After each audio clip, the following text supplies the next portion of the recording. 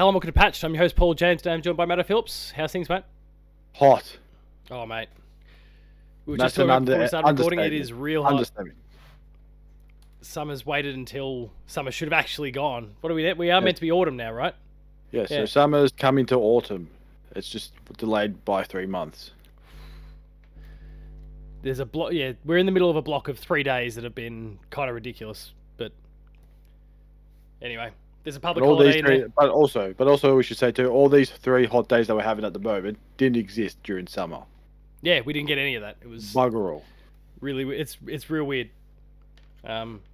Make of that whatever you want, global warming people.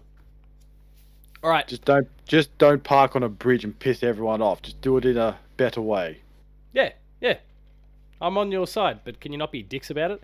But anyway, let's get into the swing of things. This week we had an Xbox partner preview event, so very Nintendo Direct inspired. Nintendo had their own kind of partner showcase only a few weeks ago.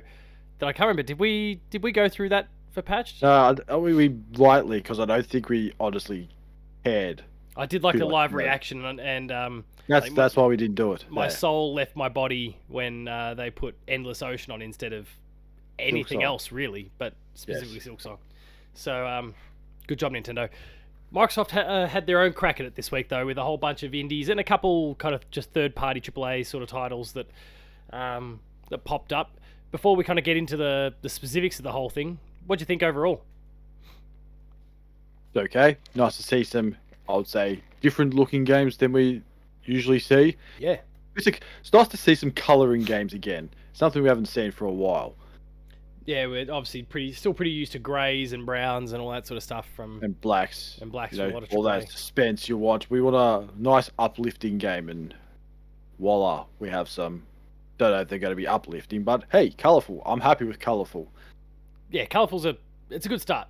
So I guess speaking of the start, we'll kind of go in sequential order. The first one is a game that I remember being announced a couple of years ago now, but it was just kind of CG, so it didn't tell us a hell of a lot, and I was a little bit skeptical about it the whole time. But Unknown 9 Awakening from Bandai Namco and a studio called, I think, Reflector. I think was their name. Yeah, Reflector. What'd you think of it? So it was a nice trailer. No game. Well, I don't think there was any gameplay. No, there was gameplay in it. Yeah, there was gameplay. There was gameplay. Yeah. Oh, I must have missed it. I mean, it wouldn't have been like a giant gameplay, but there was like slices and cuts of it, and certainly a lot of in-engine stuff where they might have just swung the camera a different perspective for some cinematic qualities. But yeah, it was definitely some in-engine stuff and kind of running in the gameplay engine, which is good. Yes, and I'd say it looked very Assassin's Creed, like in some parts. I don't care because the last Assassin's Creed game was average, so if they can do something better than what Assassin's Creed did, hey, you're already winning in my books. Make the Assassin's Creed game that should have been Assassin's Creed. Well, it looks like it's kind of Assassin's Creed cross with like Dishonored or something like that, with the way you kind of got these powers that you can kind of just teleport around and stealth kill people and all that sort of stuff. Suck the life out of people. I think that was that game, wasn't it? Or was that another game? Yes. I'm pretty sure it was that game. Yes. But I think there was a second one that was kind of doing that as well, if I recall. I'll see if I can find it as we. I don't think it's that. No, I think it's the one. I know the one you're talking about. So it's not that one. Yeah, I mean, look, I'm kind of all about what they were showing with this. It presented really well. With Bandai Namco behind it, you know it's going to get a budget, so and probably time if they need to give it more time to make it work. Great as well. So, yeah, I don't know. I don't really have. I mean, I guess I don't necessarily have a huge amount to say because I want to just see like a big gameplay chunk. Like here's your 10-minute gameplay demo or something like that pops up on YouTube at some point. But it really does have that Assassin's Creed cross kind of sci-fi Dishonored sort of feel that was very appealing, and I'm keen to kind of learn more about it.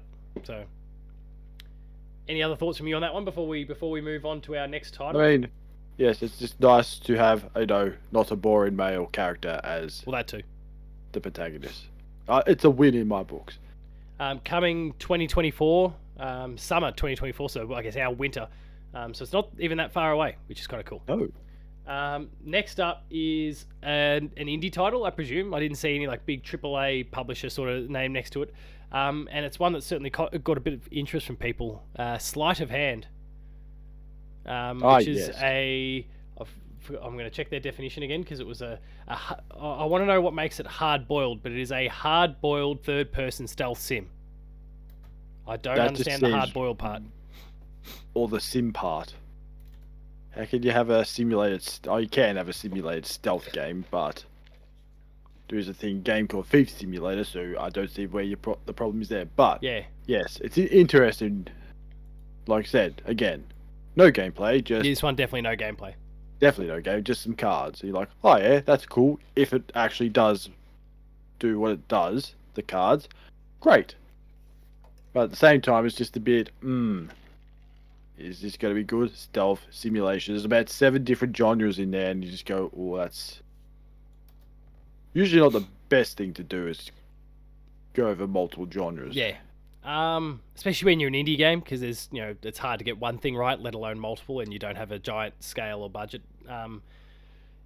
Look, I like what they've presented in the trailer. Like, it seems like it's really, really cool and going to do some cool things, but yeah, the fact that you couldn't see it in action did dull kind of the excitement for me a little bit.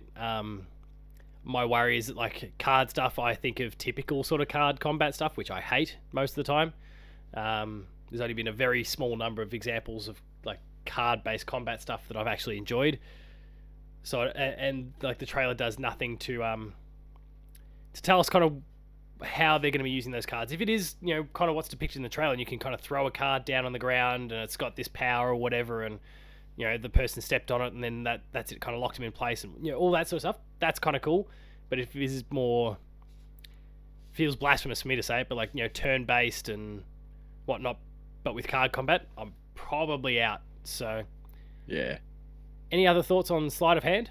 They didn't announce a date for that one. Wisely, I guess, considering there was just a CG trailer. And just said stealth simulator, and that's really all I care about. Is like, okay, cool, ignore. Unless I see gameplay and it makes me go the other way, sure. But yeah, I'll wait for gameplay. Until now, just it's a no. So next up is a game from developers behind Frostpunk and This War of Mine. This War of Mine in particular is a hugely popular, very gritty survival game. And it's probably the game that seems to have attracted or close to, if not the most attention of any during this showcase, The Altars. What'd you think of that one? It's finally we get to do that thing where Homer has his magic hammock in that, was it House of Horrors, and he clones himself like 100 times. We get that. I said altercation, so you just they're all a little bit different. All a little bit different. I just thought, so you just gotta have people, creepy people. There's like seeing all the different altercations of the people. Like, so he's got a mustache, he's bald, he's angry. I thought, and they all got their own personality, so it's not the same person. So it's going to be very interesting. Yeah, it feels kind of this mix between. And they kind of, make reference to like roguelike sort of elements within the game. So it feels like a cross between Rogue Legacy and Fallout Shelter. Fallout Shelter, obviously because you kind of got the kind of looking into the base and you're kind of building it out and can kind of control the different aspects of what's going on. Very kind of ship management sort of style stuff. But then you've got these varying different altars that can crop up and be a main character or be kind of key pieces in whatever the story is that they're telling.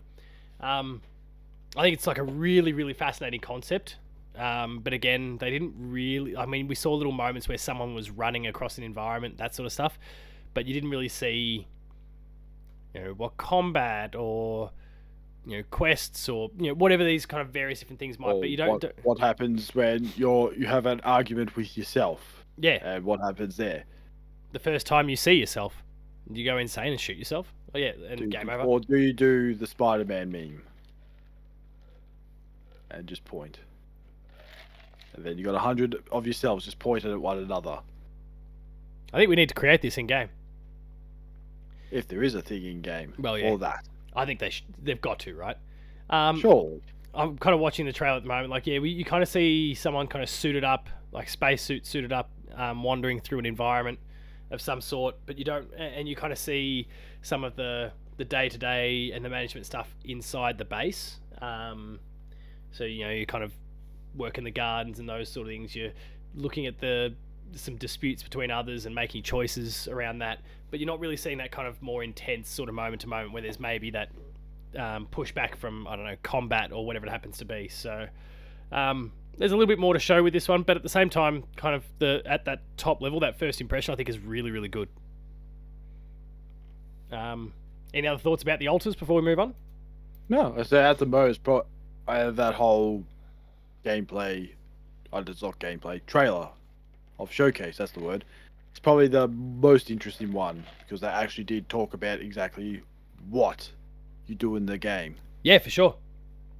I think that's a really key thing because that's probably the only trailer I think had any sort of commentary to it as well. Oh, I can't remember. Yeah, I think you might be right when it comes to commentary sort of stuff. I think that's the one thing I pay attention to. Like, you can clone yourself. Like, do tell me more. Yeah.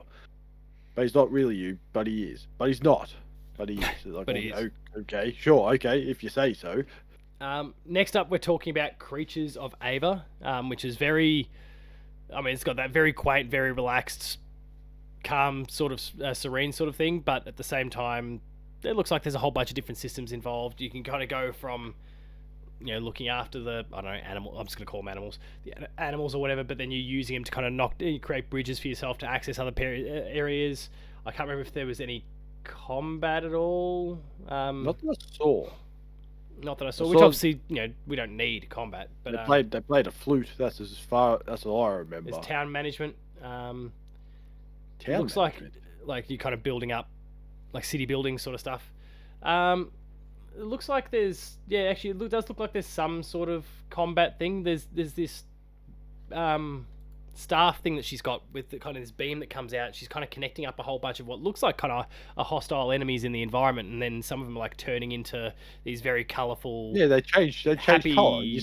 Gentle, kind, non-dangerous animals. So we're going Dragon Quest style enemies. Dragon happy Quest, face, Hunter, whatever. Picture them.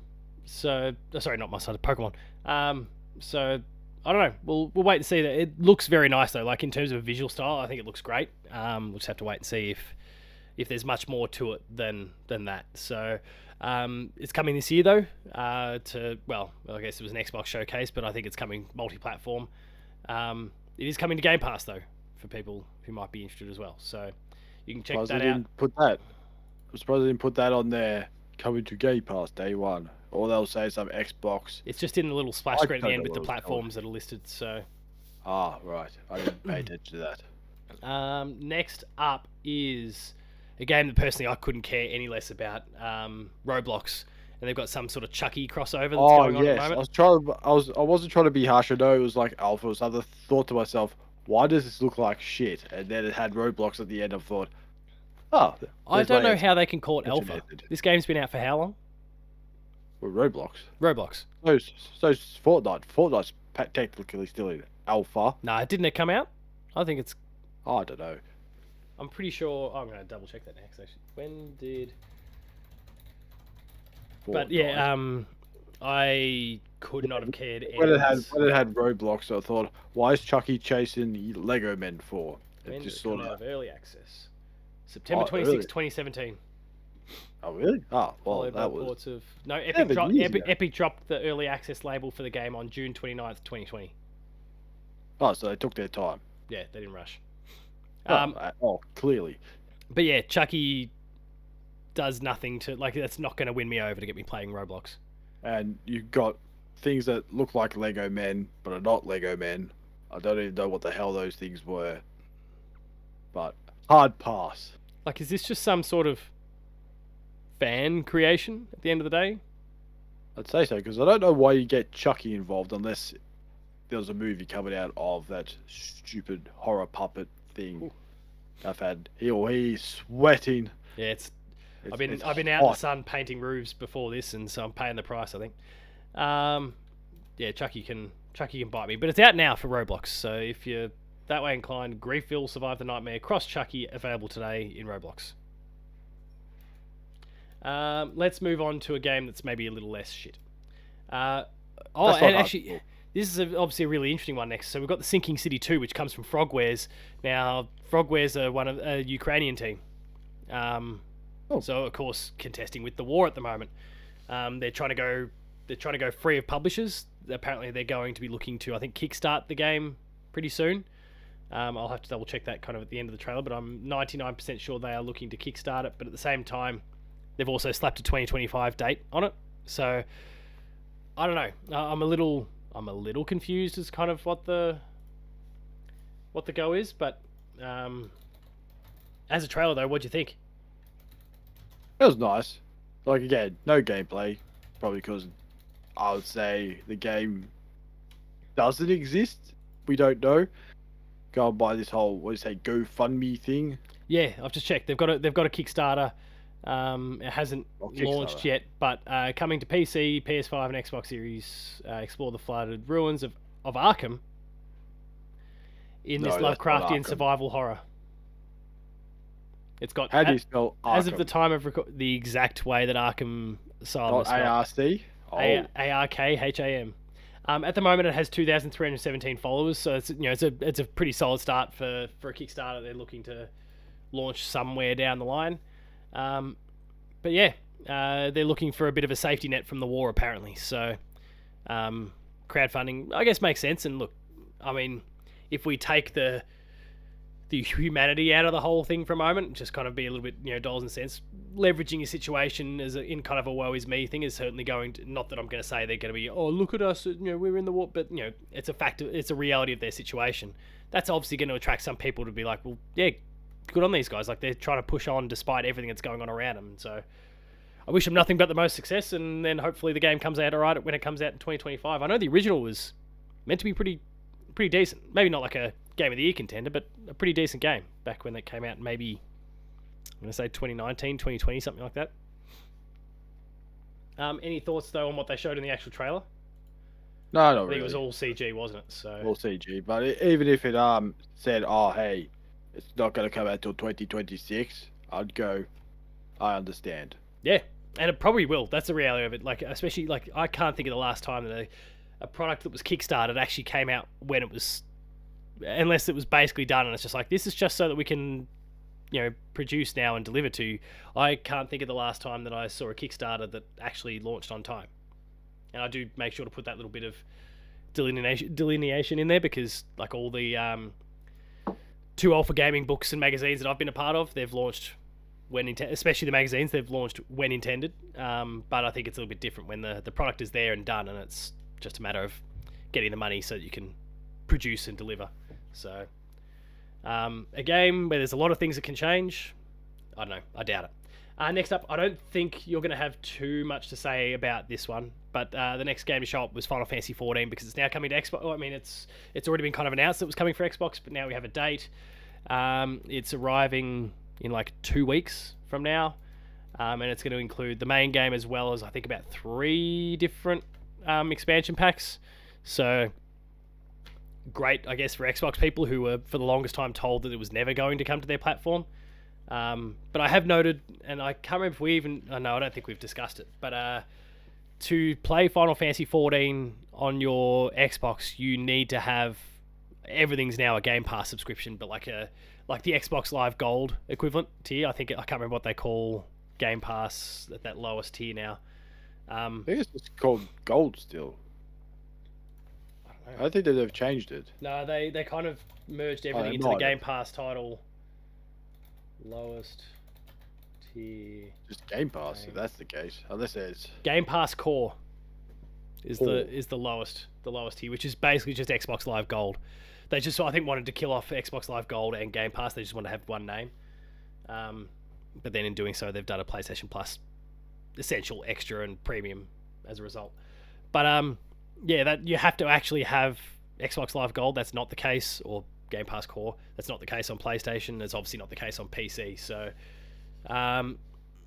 despite the fact they finally got the game, Square Enix still aren't making it super easy for Xbox people. There's still a little bit of a wall put up. I assume you've got no thoughts on Final Fantasy 14 though. No. Let's move on. I just read, cool. I don't care.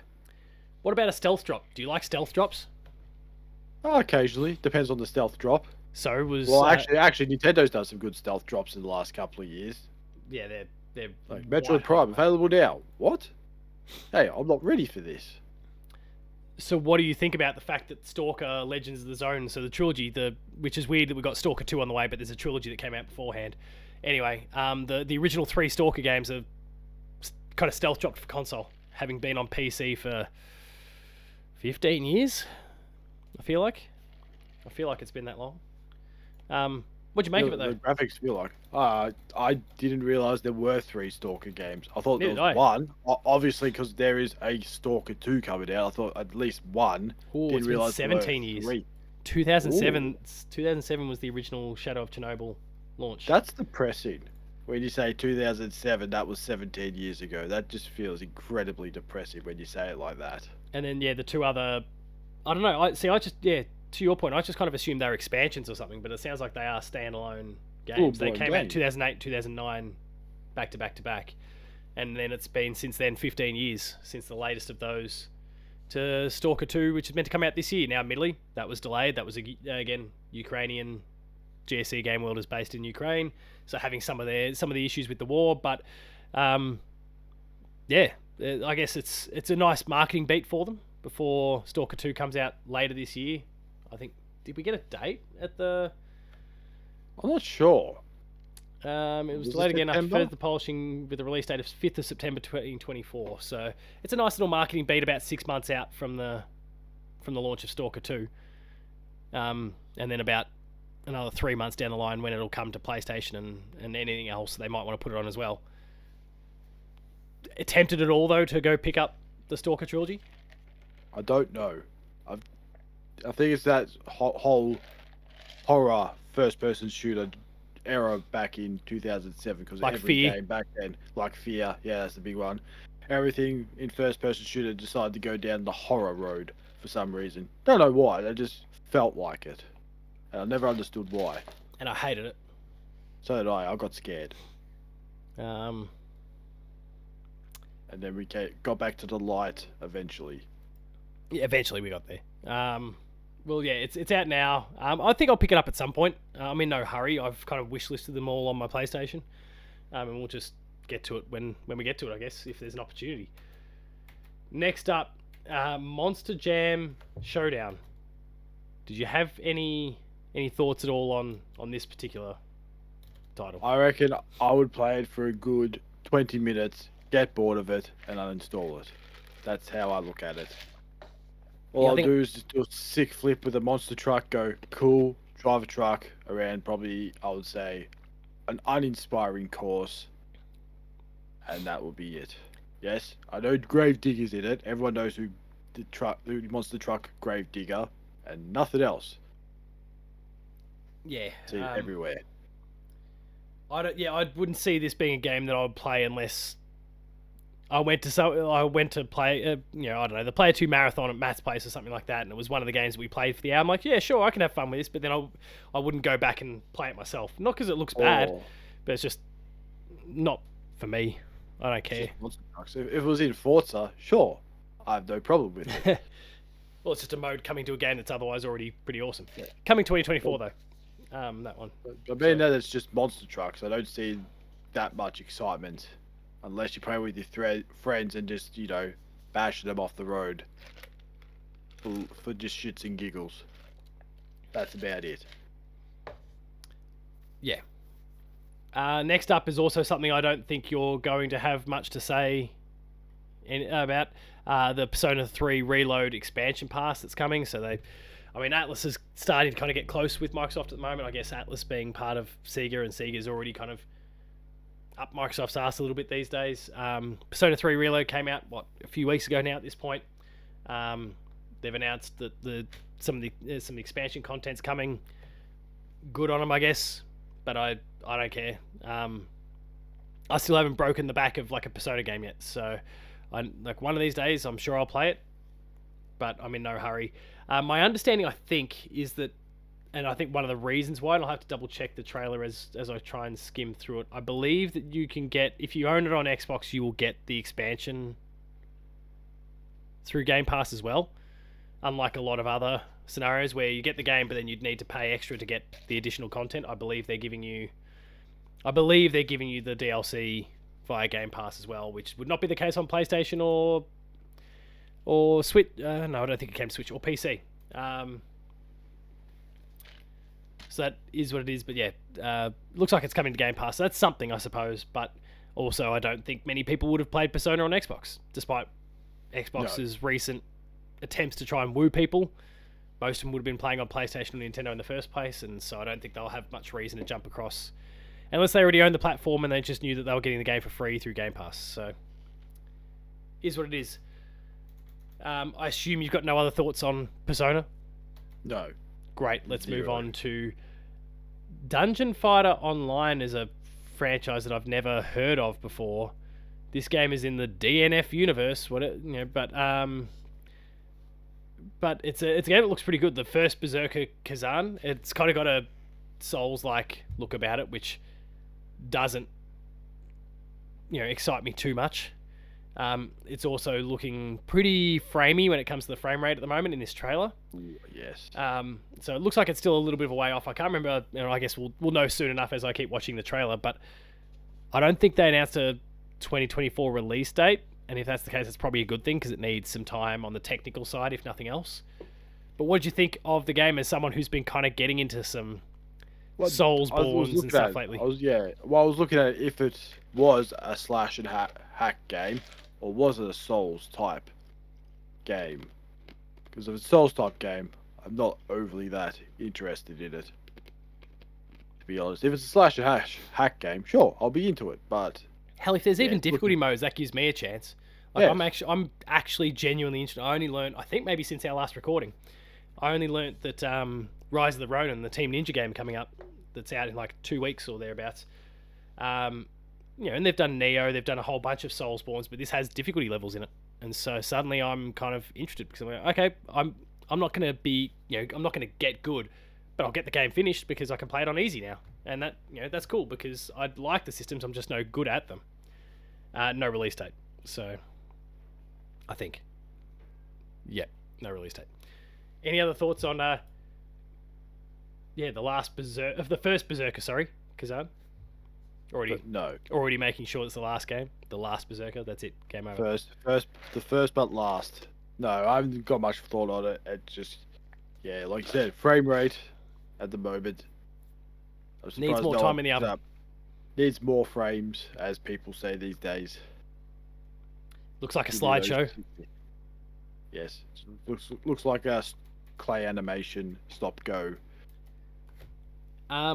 Well, the next one is a game that I don't know about you, but for me personally, this is absolutely one of my more anticipated games of the next couple of months. In fact, the game's out late April, I believe.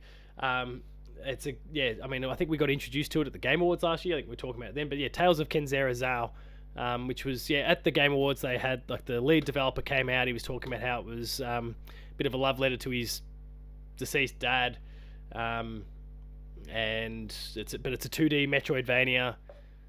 Has a lot of Prince of Persia sort of qualities, like the new Prince of Persia. So I'm a little bit worried for the game because people might have already had their fill off the back of Prince of Persia recently. I thought it was more Ori orientated for a second. Yeah, okay. Hey, this feels like Ori. I mean, Ori itself is a Metroidvania too, so and it does leverage, like, it's far more colourful like Ori, so I can see that too. But what do you think about the game though? Regardless, It looks something nice. You can play. I'll play it for sure.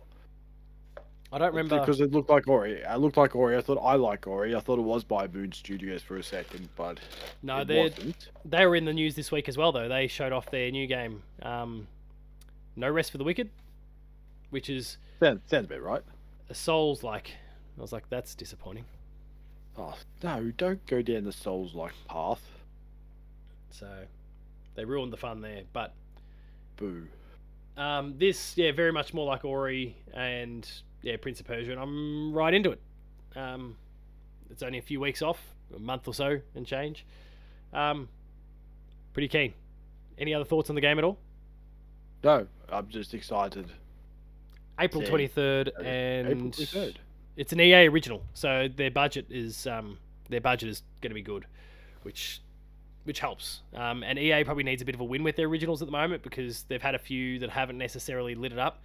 They had, I've forgotten the name of the game now, but that first-person shooter, the magic wielding first-person shooter last year. You know when something doesn't do well when you go look on a JB site and its price is under $10. Is it really? I think so. Holy shit! What was it called again? It dropped. It dropped drastically. I looked at it and went, "Wow." That something's bad when it goes from being $120 to absolute bugger all in the span of, when did it come out? Like last year? August. Yeah, it was like July, August last year. So last year, and it's just drastically dropped. If that's the case, 59 at JB at the moment. Oh, it must have. What was I looking at then? Let me have a look. Don't know, but I'm gonna start scoping this out afterwards. I'd love to. Like, I swear I saw it somewhere, and it was just, the price was just ridiculous. I mean, if you want Darksiders 3, that's $2. That's an absolute bargain right there. Steal. Yeah, I saw it. I mean, I figure it's pretty close to becoming a PlayStation Plus or Game Pass sort of game anyway, so I'm not going to necessarily rush to do it, let alone the fact that there's a pile of games I still want to get through. But, yeah, they need a win because, that didn't light it up. And as much as I liked Wild Hearts, Wild Hearts, it didn't, and I think a lot of other people did. It didn't necessarily sell like EA wanted it to. So the last couple EA originals have not necessarily worked out the best. So for different reasons. So hopefully Tales of Kenzera Zao nails it. I mentioned Frostpunk before though, and the next game was Frostpunk 2. Top-down, proper city building, Sim-style city... more civilization-style city building. Lots of kind of political components to it, and, trying to massage relationships within different parts of the world, and lots of decision-making, and building units, and exploration, that sort of stuff. I really liked the look of the first Frostpunk, but never actually got a chance to give it a go. And that's despite them even bringing it to console. But I'm really liking what they're doing with Frostpunk 2, so I just kind of want to find an opportunity to actually play this one. It comes out in July, which at the moment feels kind of barren. I'm sure that won't remain the case, but at the moment it's kind of quiet. So I'm keen. What about you? Any interest in that? I wasn't really overly excited about it. I'm not the biggest fan at the moment of the what do you call it? That civilization style 4X game. Yeah, whatever. Your Sim City type things. Just it's not my thing. But maybe if I play it one day, maybe I should play that train game. Which train game? Is it Tropico or something? Oh, Matt's one. I don't think Tropico has. I mean, maybe it does. I don't know. I haven't tried. I know there is one with trains. But Matt Houston loves Tropico, so you've said it, and I feel like he just shook, like he had a shiver somewhere, wherever he is, up Canberra way. He just sensed the word Tropico and just went, what? There's a disturbance in the force. His spidey senses tingled. Our final game then comes from Capcom. It's a game that I think we discussed when it was showed off at, I don't even know what event it was, but we were hoping that a Monster Hunter was going to show up, and it felt like it was going to be a Monster Hunter until all of a sudden it was this. Kunitsugami Path of the Goddess. This is certainly not Monster Hunter, but what did you think of what Capcom showed off with this one? I didn't mind it. It sort of looked very Monster Hunter to start off with. I thought, maybe it is a Monster Hunter like spin-off, and it wasn't. It's just, hey, we're stuck. Cut us open sort of thing. I thought, I could probably get around this game. It feels way more like the hack and slash that you would kind of talk about before with other games. This feels like the hack and slash specifically that Berserker wasn't. I think it was our first Berserker we were talking about before with the... Yes, was. That was, if we weren't sure if it was Souls or weren't sure if it was hack and slash. For this one, it is a Capcom game, so I've got full confidence in Capcom because, let's be honest, they haven't made a terrible game in... quite a while now. I don't know when the last time they made a below average game. Oh no, that was probably more recent. I'd say it was the I've forgotten the name now, but the dinosaur shooting one. Oh, Exo Primal last year. Oh, I was going to say Dino Crisis. That might be another one. The one that we all thought was going to be Dino Crisis when they first announced it. But yeah, I know there were two, for some reason around that time, for some reason people were just getting into, I don't know, Dinosaur Crisis games. It's like, where did this all come from? It's like one Jurassic Park movie and everyone just thought, oh, let's get on the dinosaur bandwagon for some stupid reason. Why? I don't know. There's daytime and nighttime gameplay systems. There's a few different things kind of going on with the game. I think, I'll have to double check, I think it's coming out this year. Pretty sure I saw that within the trailer. This was definitely like the longest, along with the alters, this was definitely the longest showing of any game in the showcase. Which, probably supports any idea that's coming fairly soon. I'm just scrubbing through the trailer, coming 2024. So I can't think of any other Capcom games that are on track for this year. We know Monster Hunter's next year. This might be their game for the remainder of the year at this point. And it looks pretty solid. I don't think it's going to necessarily... Well, it's not going to do like Resident Evil, Street Fighter, Monster Hunter sort of numbers, but hopefully it's good. Hopefully people enjoy it. And I mean, I'm keen to give it a crack. It says it's coming to Game Pass as well, so there's always that option for people too. But yeah, any other thoughts on that one? No. Well then, any other thoughts on the overall showcase now that we've gone through them all again a second time, because that was the last game? Well, I think overall it wasn't the most exciting showcase, but at the same time it wasn't really an Xbox first party showcase, we should say. It was just your partners. So yeah, I wasn't too phased by it because we knew it wasn't an Xbox. It's not something like, Sony last year. They had their showcase and all they showed was third-party games, and then Spider-Man at the end of it. Yeah, that was a thing. I mean, these third-party showcases are becoming more and more important. Nintendo has them, Xbox has them, PlayStation has them. They need to kind of appease their partners. But I think when it comes to Xbox, we're just kind of sitting tight, waiting for what I assume is probably their next big showcase, the June, the mid-year, the kind of old E3, the Summer Games Fest showcase, I'd imagine, from them. Where we'll see more of those first parties. By that time, Hellblade will be out, but we'll be starting to look forward to Avowed and all those other games for the back end of the year and beyond. Gears, hopefully. But whatever. Who knows? Look, I'm okay with them kind of embracing the Nintendo Direct model as well. It really did feel like a Nintendo Direct, and it really did feel like they did a pretty good job with it. So, obviously the games, that depends on what your partners have got at the time, but in terms of the way they presented it and the way they kind of kept it short and sharp, it was within 30 minutes. It was good. Final thoughts? I can't complain. No, yeah, I can't complain. It's not like we sat there for like 45 minutes just getting shown, trailer after trailer of non-gameplay or anything. It was just a nice short 26-minute showcase. I am all okay with that. With some pretty intriguing games in there along the way as well. So yes. I think they did a pretty good job. There was a little bit of the CG only stuff, but again, it depends on what the partners have available. So it is what it is. All right, we'll wrap things up there then. If you enjoyed this episode of Patch, please be sure to like, share, and subscribe. Visit the website player2.net.au. Check out the Patreon, patreon.com/player2au. Kicking a few bucks, lower tiers, early access, high tiers, monthly episode exclusives, and finally there's Twitter, Matto Matto_Phil. Paul James Games for myself. The website is player2au. And until next time, if you're out in the heat this weekend, more fool you. Get out of it. Don't do it again. Hopefully summer pisses off soon. Thanks a lot for watching, and we'll see you later. Oh yeah.